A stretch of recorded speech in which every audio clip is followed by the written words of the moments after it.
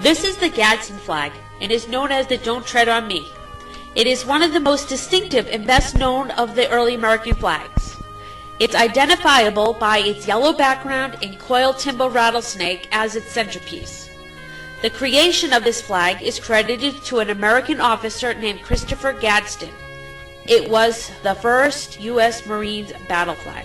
The snake, coiled and ready to strike, is stated as portraying the American spirit that was held in common with many Americans in the early days of this country.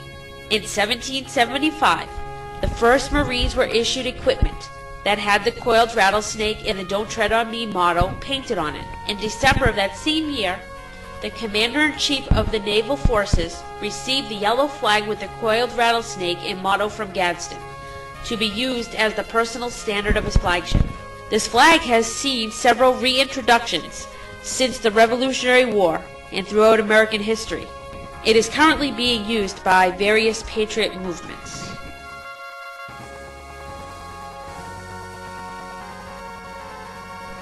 The Come and Take It flag has its origins back to 1835 from the Battle of Gonzales. A small group of Texans successfully resisted Mexican forces whom had orders to seize their cannon that was previously granted to them. The Texans fashioned a flag depicting the cannon in the statement, "Come and take it," as a symbol of their defiance. An earlier account of the use of that statement, "Come and take it," was used during the Revolutionary War in 1778 at Fort Morris, Georgia. The British had outnumbered the American forces and demanded the surrender of the fort. The Americans responded by stating, "Come and take it." The British declined to attack, unable to determine the true American strength. It was left in the American hands. The Come and Take It flag has seen several variations in designs until today's version depicting the AR-15. Ben Franklin's Join or Die flag depicts a snake divided into 8 pieces. These are pieces of the original 13 colonies. This illustration was first used in a colonial newspaper in 1754. In 1774, Paul Revere added this statement to his newspaper as a commentary, as the snake joined to fight the British dragon. Ben Franklin commented the next year that the rattlesnake symbolized the American spirit. The first Navy Jack flag is directly related to the Gadsden and is currently used by the United States Navy. This flag has a more of a modern origin than the previous flags in this video. Having its origin in 1977, this flag is a sign to an active U.S. ship with the longest total service time until the ship is decommissioned or retired. Then it is transferred to the next ship in the fleet. This is the Navy's method of transferring honors from the oldest active ship to the oldest active ship in a continued tradition.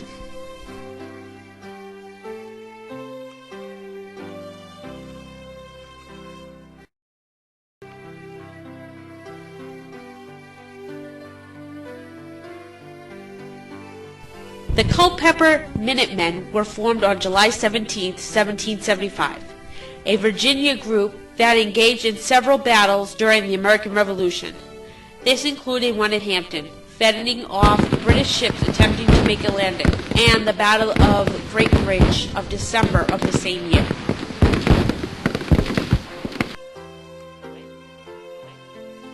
The Bennington Flag is an early version American flag associated with the American Revolution War era, the Battle of Bennington. The actual battle is dated August 16, 1777. This is the flag used to commemorate the battle.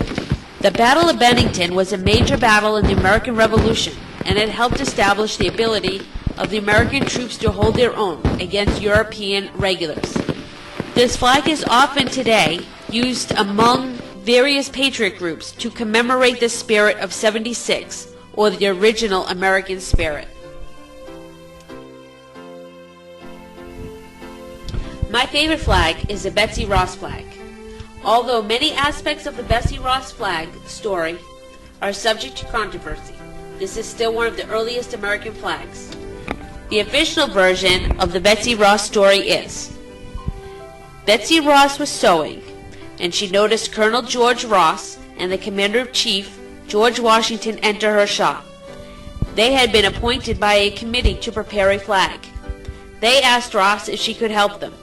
Her response was, "I don't know, but I could try." Colonel George Ross showed Ross a rough drawing of the pattern of the proposed flag.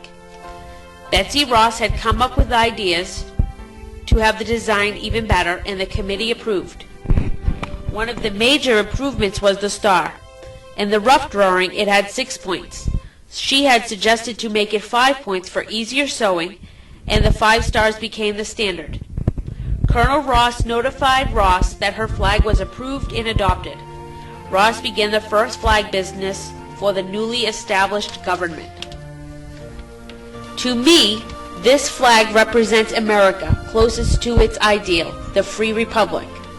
Although not perfect, the early American republic, with its freedom and liberties intact, is infinitely more preferable than the America, the corporate empire, that we are becoming today, with its growing tyranny and fading personal freedoms.